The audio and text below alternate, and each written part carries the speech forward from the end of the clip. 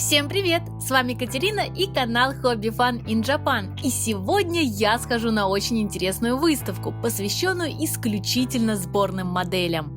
В общем, добро пожаловать на All Japan Model Show 2023. В этом году мероприятие проводится уже 61 раз, и разросшись до огромных размеров, оно занимает все южные холлы первого этажа в Токио Бигсайд. Ну и так как выставка посвящена моделям, то я просто постараюсь сделать отчет по самым интересным, на мой взгляд, стендам. Ну что, поехали!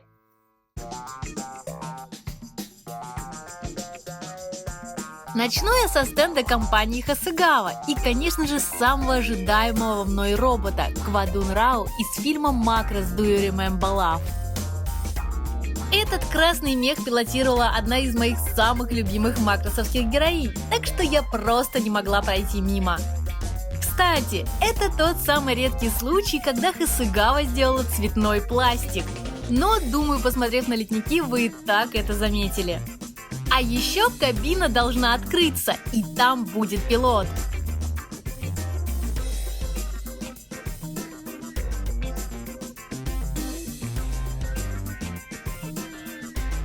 Рядом с Квадуном стоит Валькирия Макса, но это старая модель, которую к тому же еще нужно много красить и клеить.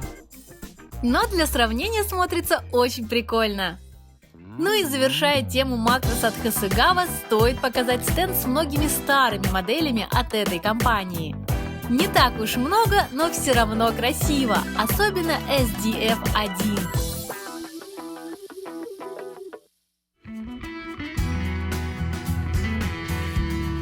Конечно же, Hasegawa традиционно выставила свои модели по вселенной Spice Pirate Captain Harlock. Их не так много, как того же самого Macross, но посмотреть определенно есть на что.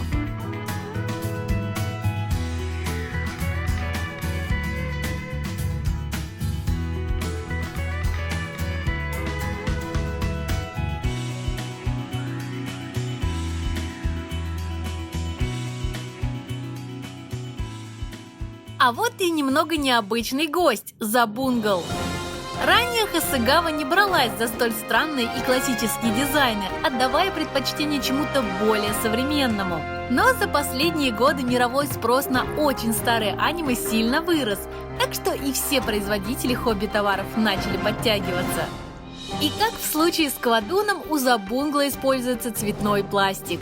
Похоже, что чисто модельная компания решила перейти в нечто среднее между нормальными моделями и ганплой. Но говорить пока рано, ибо литников показали не очень много.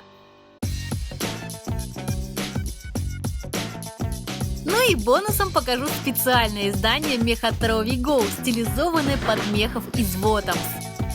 Эти малыши пусть и не очень яркие, но явно не оставят равнодушными многих поклонников как аниме, так и пластиковых моделей.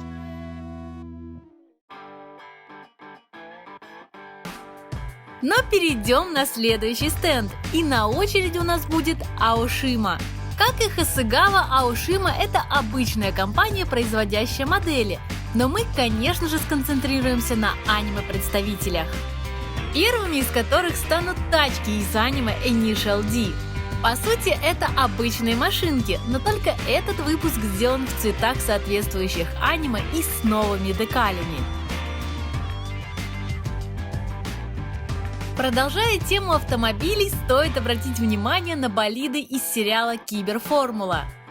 Их дизайны сразу же выделяются тем, что эти гоночные агрегаты больше похожи на самолеты, нежели на автомобили. Но это, в общем-то, и не удивительно, ведь над их внешним видом когда-то потрудился дизайнер из Macross, а ему как раз-таки самолеты нравились больше, чем все остальное. В общем, посмотреть тут есть на что, даже если вы не смотрели само аниме.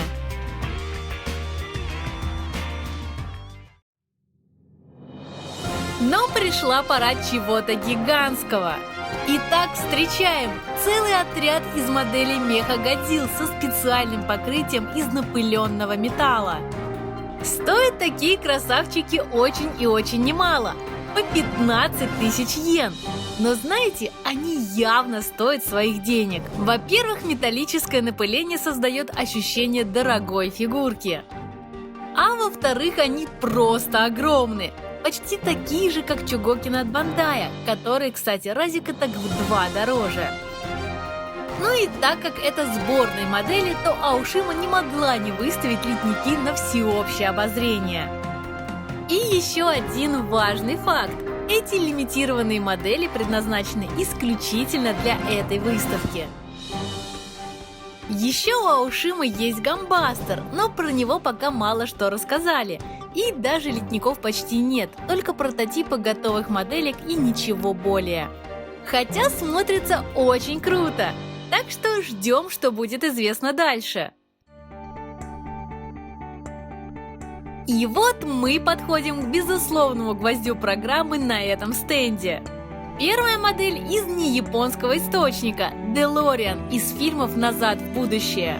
Ледники у него пока еще находятся в стадии прототипа, так что непонятно, будут ли это металлизированные детали или же просто серый пластик. Но детализация и качество поверхности явно на высоте. И для того, чтобы не быть голословными, создатели модели даже притащили на мероприятие огромный DeLorean в масштабе 1:1. Кстати, это своего рода фишка для автотранспорта. Многие производители мотоциклов или машин ставят модельки рядом с реальными транспортными средствами, чтобы будущие покупатели могли сравнить копию и оригинал. В принципе, логика понятна. Машинки – это не самолеты или роботы, и места они занимают не так много. Говоря про роботов, вспомним, что у Аошимы тоже есть модельки по Макросу, вот только они немного необычные. Дело в том, что это так называемая серия VFG, что расшифровывается как Valkyrie Fighter Girls. Ну и вы, думаю, уже и так поняли, что это значит. Из нового нам представили прототипы 3 девочек из группы Valkyrie и собранную модельку Кёниби Монстра.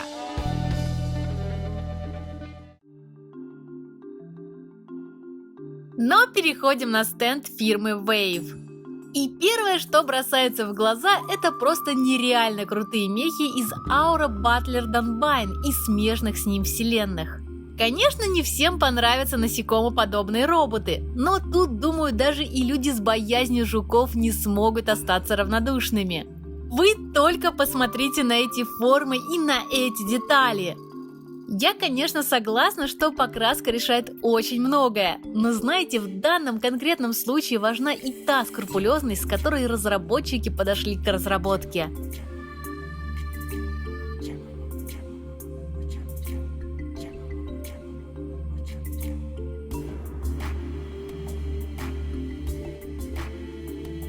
Но едем дальше и переходим к стенду с мехами из аниме Вотомс. Из нового нас тут ждет только обновленная моделька Скоуп-Дога и в общем-то все. Но так как одним роботом сыт не будешь, то рядом поставили и других мехов из данного аниме.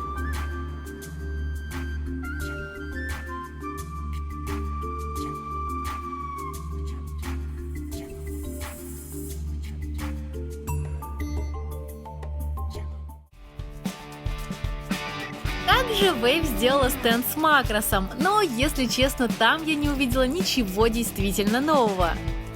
В основном были только обновленные версии старых релизов, хотя тут я могу и ошибаться, ибо за продукцией этой компании я особо не слежу.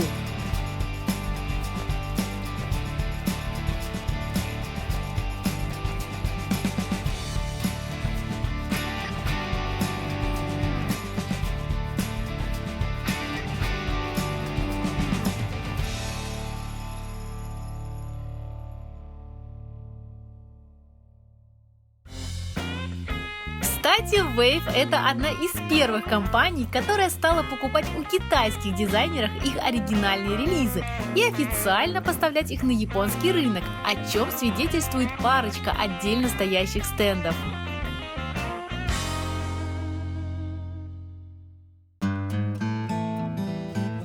Но перейдем уже к компании Good Smile.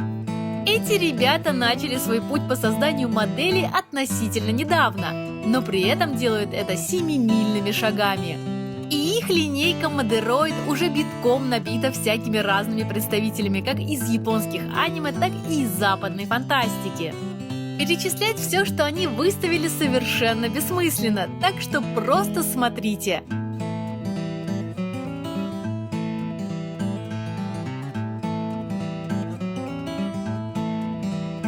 Между прочим, мне очень понравился Нирваш из Эврика 7. Но главным экспонатом тут, конечно же, стал Оргус из одноименного аниме. Это единственная модель ледники, который полностью показали на выставке. И, конечно же, этот трансформируемый мех очень и очень любим фанатами классики.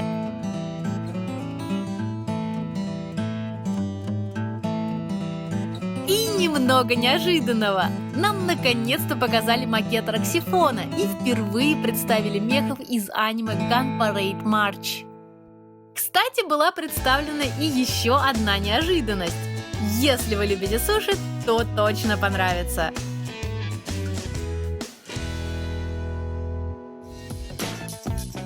Дочерняя компания Good Smile Max Factory тоже решила не отставать и выкатила на выставку стенд с модельками персонажей. Пока что готова только Мику, но еще 4 уже находятся на стадии прототипа.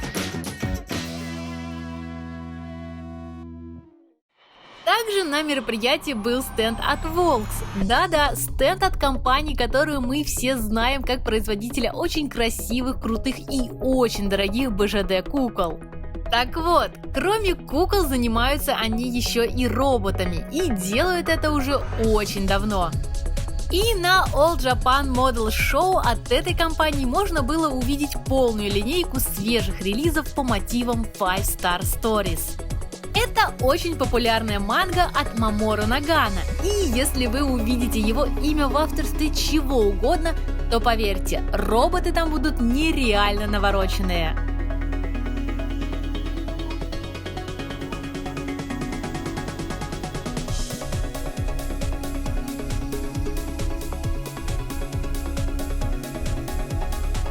Стенд Hobby Japan в этот раз оказался очень маленьким. Но это, в общем-то, и понятно. Они все-таки специализируются на фигурках, а не на модельках. Но единственный экземпляр просто не мог не привлекать внимания, ведь это же геройский герой Гао Гайгар. Если вы смотрели мои старые видео, то я уже делала обзор на Genesis Гао Гайгар. Так вот, он как раз-таки и был издан Hobby Japan. И сейчас они решили представить этого же робота, но уже в виде модельки. В общем, те, у кого не было денег на супер дорогую фигурку, теперь смогут купить модельку раза так в 3-4 дешевле. А вот этот стенд принадлежит компании по производству инструментов, и походу Хацуне Мику влезла и в эту сферу бизнеса. Хотя я не уверена в том, насколько данные товары будут популярны, так как ценник, очень кусается.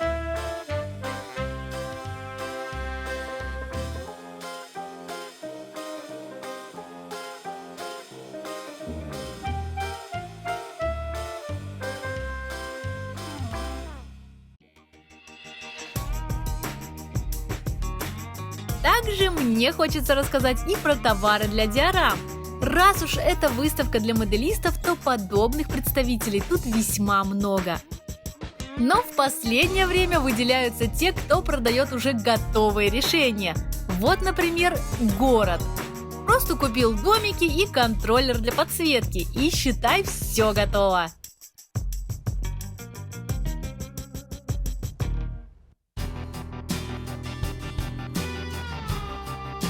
Также на выставке были представлены и модельки разного рода персонажей, но это по большей части не крашеные горошкиты, так что я просто покажу вам, как все это выглядело, и завершу этот небольшой репортаж. Да и в общем-то это же модельная выставка, так что и главный герой тут это роботы. Кстати, как вы заметили, я показала всего несколько стендов, но я сделала подробный фоторепортаж, который вы можете посмотреть в моих социальных сетях, которые доступны по ссылке в описании. На этом всем пока и до новых встреч на моем канале! И не забывайте подписаться, впереди еще много интересного!